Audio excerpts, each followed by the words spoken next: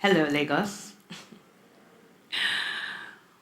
On Tuesday this week, I was in a cafe in London having lunch with an international journalist.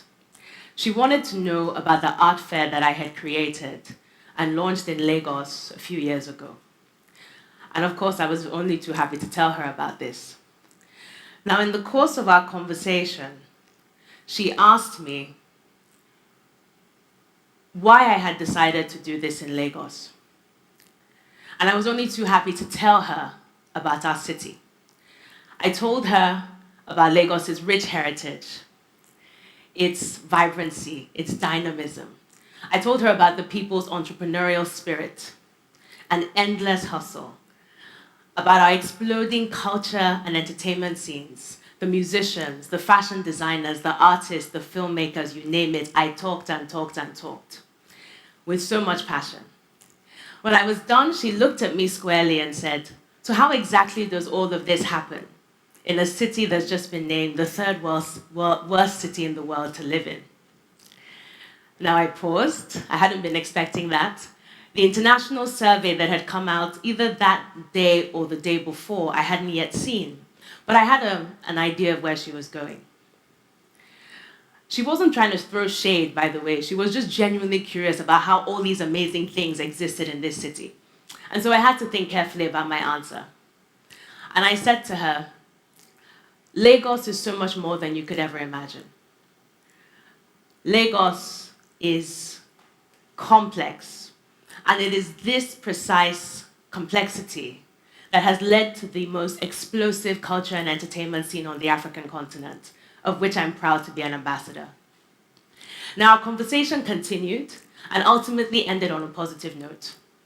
But after she left, I wondered whether she had actually believed what I had said. After all, none of the things I had spoken about to her had been in the news that day, and instead the headlines had been filled with news of our failings. That conversation took me back to the period when I spent 10 years living in Britain, between 1998 and 2008. And to countless conversations I would have at that time, which I'm sure many of you have had here today, where you're speaking to someone, they ask you where you're from, you reply Nigeria enthusiastically, and then somewhere sort of out of the ether, the word corruption just appears and plants itself on your forehead, tainting you in the eyes of the person you're speaking to. I was always very perplexed at this at the time, because yes, Nigeria was in the news for a variety of deeds, but we rarely ever acted alone. And I couldn't understand how it was that the Western countries that were involved somehow managed to sidestep the negative labeling, while we succumbed and fell to it. My curiosity, and actually let's just say my outright annoyance, led me to a little research project, through which I eventually discovered the concept of soft power and cultural diplomacy.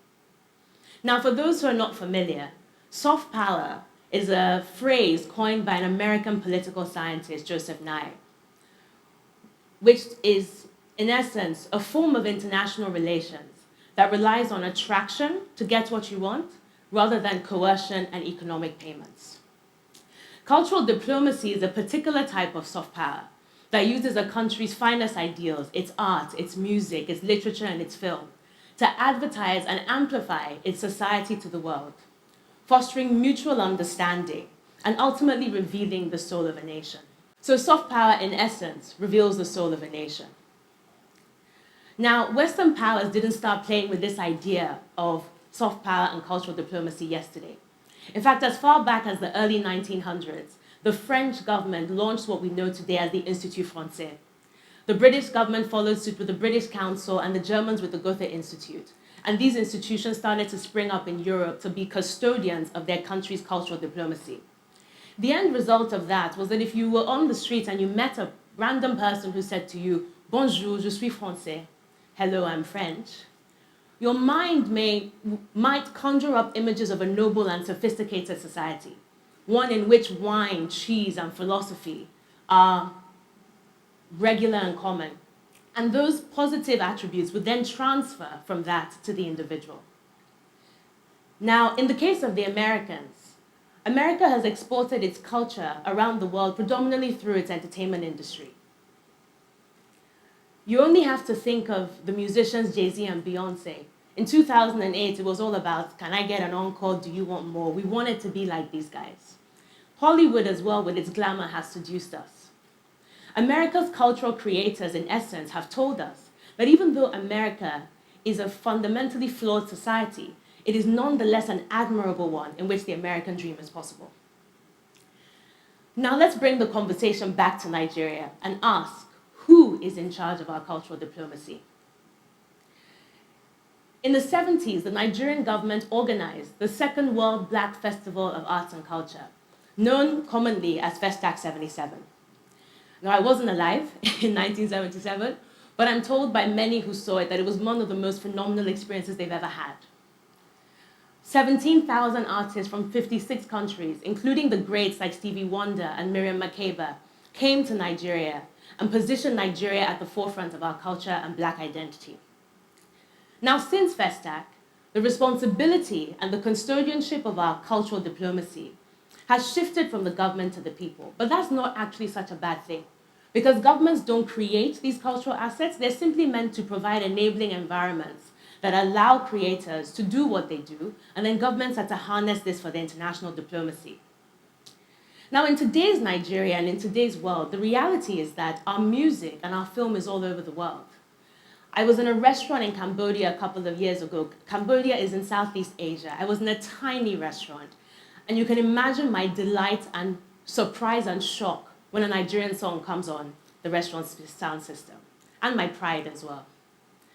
Now, the question I have is that when our musicians are piecing those song lyrics together, when we're choosing the imagery for our music videos, when we're choosing the themes that will go into our Nollywood movies, are we mindful of the fact that these images are ultimately shaping and influencing the world's concept of what it means to be Nigerian?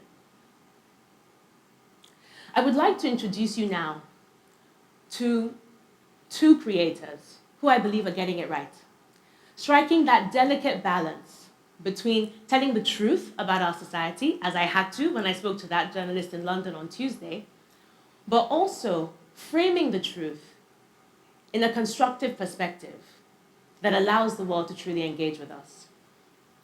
The first cultural ambassador I'd like to introduce you to is Modupe Fadupa. Modupe is a 33-year-old Nigerian artist who draws, paints, and produces installations. She's an award-winning artist and has exhibited on several continents. The image here is from the People's Algorithm, a game installation that Modupe created to force us to discuss Nigeria's educational system and its unemployment crisis. Modupe doesn't sugarcoat or hide from the fact that our educational system is in dire need of reform. As we all know, there's that statistic that says that 10 million children in Nigeria are out of school. Modupe, however, invites us to prefer solutions through this game that can ultimately improve the educational system for the better. Her players assume three roles, either that of the student, the policymaker, or the professor. And she applies the element of chance and luck, as would happen in real life, to determine what the ultimate outcomes are. A second project of Modupe's is Heads or Tails. Now, in this project, she looks at the hierarchies in our society, especially between men and women. Has anyone here ever wondered about the fact that we more or less have no Black woman figures on our monetary currency? Modupe asks this question and then produces these images to show Black women on the faces of currency. She paints these series of coins and applies delicate colors to each of the faces to show their individuality and distinction. In choosing to do this, she uses currency as a symbol of disruption. Now, there's a particular piece of Modupe's which she created. In one of these works, she paid homage to Dr. Stella Ameyo Adadevoh, the remarkably courageous Nigerian medical doctor who fought the fight against the Ebola epidemic and lost her life to it.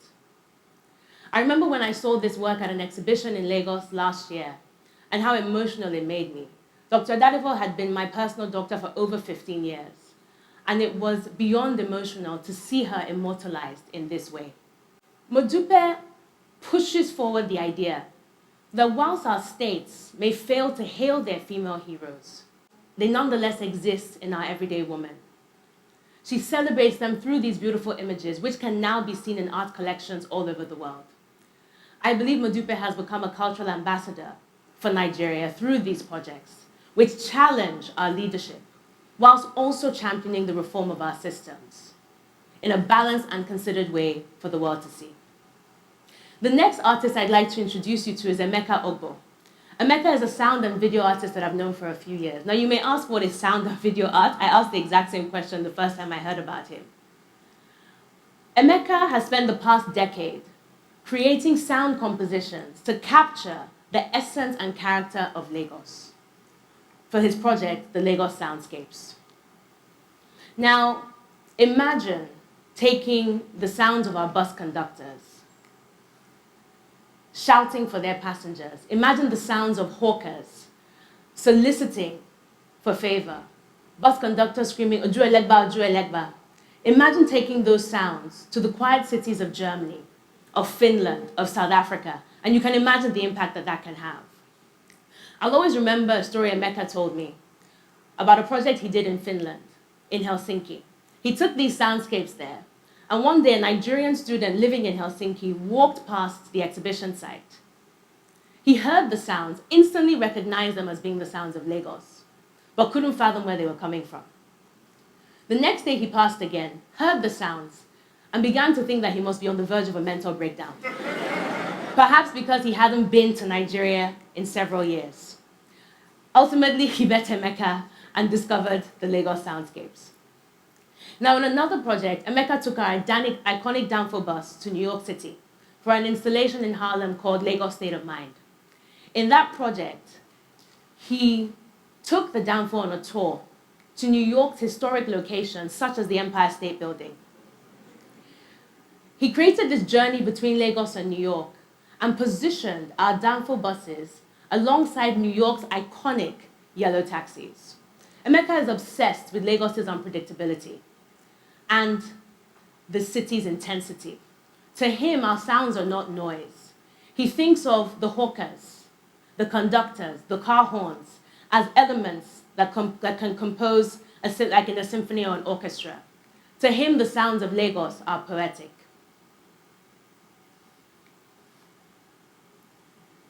Emeka is conscious, though, that as Lagos continues to modernize, these sounds, which actually make us one of the most unique places in the world, and these icons such as the Danfo, may ultimately be replaced and be forgotten. His work has actually become a very important cultural archive, documenting the uniqueness of our city, especially as it transforms through the decades. And he's taking this to key destinations around the world. For this, I call Emeka a cultural ambassador. Now, I'd like to play you an excerpt, a short excerpt from one of Emeka's soundscapes, Ala.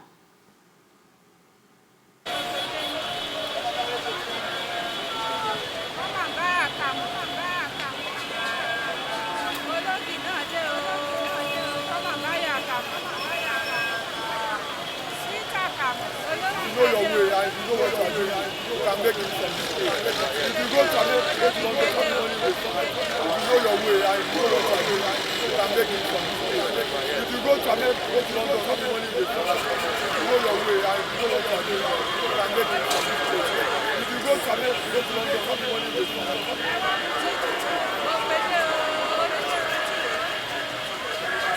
Your way and you know what you are doing, you can make it from this place. If you go to America, go to London, everybody will come.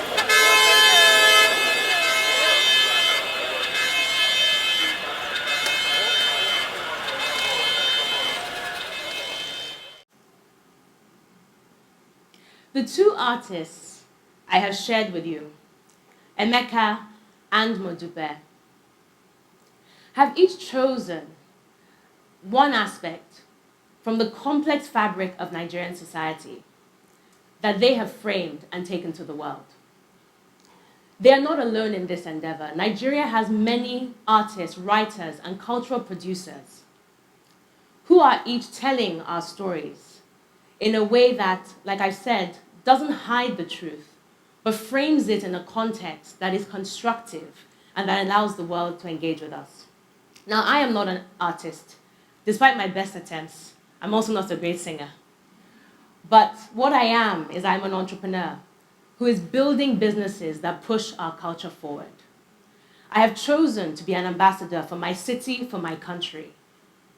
And as I said when I spoke to that journalist the other day, I am committing my career to championing and supporting Nigeria's cultural ambassadors. Now, you may be wondering here how that applies to you, especially if you're not a creative.